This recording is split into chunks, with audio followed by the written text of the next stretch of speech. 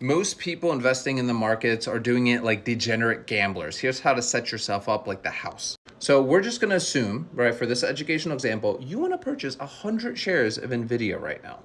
Most retail investors, aka dumb money they call us, will just go out there and buy 100 shares of NVIDIA for $143. So they'll just, spend a little over 14 grand. But here is a smarter way to buy shares at a deeper discount and get paid upfront just for saying maybe you would buy them. I know it sounds crazy. Let me show you. First, we're going to go to the options chain. Bear with me. I know. Listen, give me an amen in the comments. I've lost many thousands of dollars buying options, but this is not what we are doing here. I'm then going to go out just to this Friday. Then I'm clicking sell a put. So what I am saying here is this Friday, I am willing to buy 100 shares of NVIDIA for a price that I choose and collect premium up front. So obviously we want to buy it lower than what it's trading for.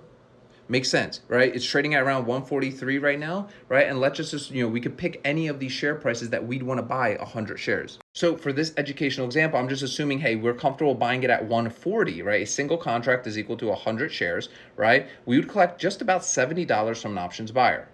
Now, these premiums are constantly changing when the market's open. Your results will 100% vary when you're doing this through your brokerage. But this premium is given to you upfront from the options buyers. But let's talk about the risks because they are important. First and foremost, let's say this Friday pulls up and on the 27th, NVIDIA is trading around, sideways. It's still around 143.